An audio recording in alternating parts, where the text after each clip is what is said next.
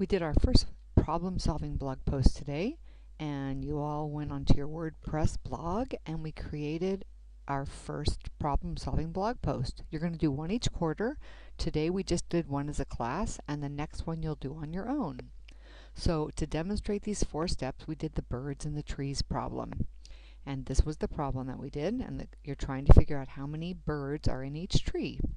So step 1, which if you were in period 3 or 6, you guys did this in class, and periods 2 and 4, you were on the field trip, so you didn't get to this. So we'll have to do it with your class another day. But step 1 is all about understanding the problem.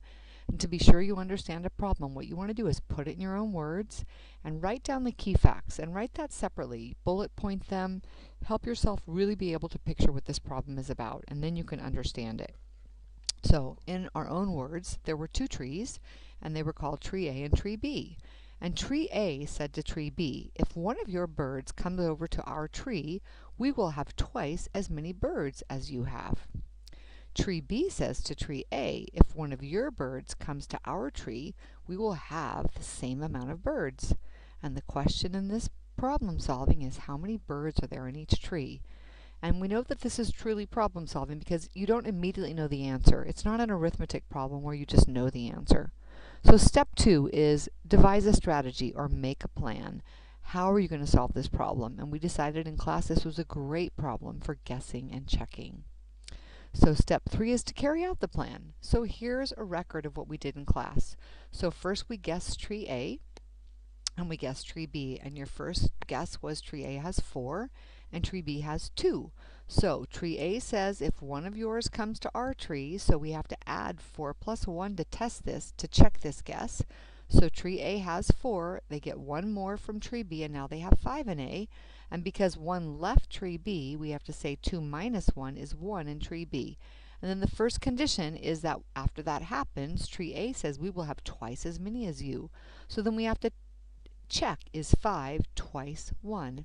No, it's not. So we know that this is not the correct answer. So we're going to refine our guess. One thing that period 6 thought about is that this odd number is never going to be twice a whole number.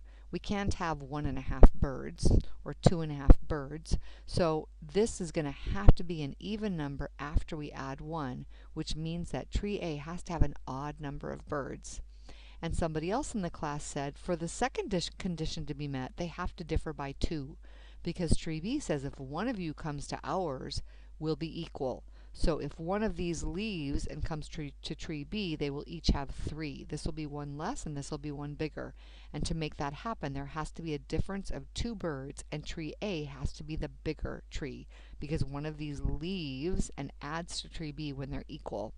So you refined your guess and decided to guess 5 for Tree A and 3 for Tree B. So we maintained that this has to be odd, so when we add 1 it's even, and we had to keep that distance of 2 birds between the 2 trees. So we test it now, we check it. 5 plus 1 is 6 in A, and it had 3. 3 minus 1 is 2 in B, and then we asked ourselves, is 6 twice 2? No, but we're closer. 6 is 3 times 2. 5 was 5 times 1. So by just going up 1 tree, we got a lot closer.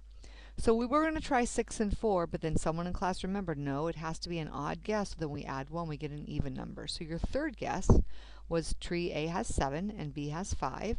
And then we checked it. 7 and 1 is 8 for A, and 5 minus 1 is 4 for B. And then we asked, is 8 twice 4? And the answer was yes, so hooray. And then we had to check the other condition, which was when Tree B says if one of you comes over here, we'll have an equal amount of birds. So we guessed 7, so we're going to take 1 away from A, and that leaves us with 6, and that 1 flies to Tree B, so we add 1 to Tree B to 5, and we get 6. And now 6 in A and 6 in, oops, that should say B, and that we know that then we have the right amount. All right, and then step 4 is to look back and check that your answer makes sense. And this is where you want to use some words to explain how you know your answer is correct. So we decided in class to say, I know my answer is correct because 7 minus 1 is 6 for A, 5 plus 1 is 6 for B, so they're the same, and 7 plus 1 gives me 8 for A, 5 minus 1 gives me 4 for B, and 4 times 2 is 8. Therefore, tree A has 7 birds, and tree B has 5 birds. And that's as simple as it is. And then I had you check, have you explained all 4 steps in your Birds for Trees? And if you've done all 4 steps, you've finished your first problem-solving blog post.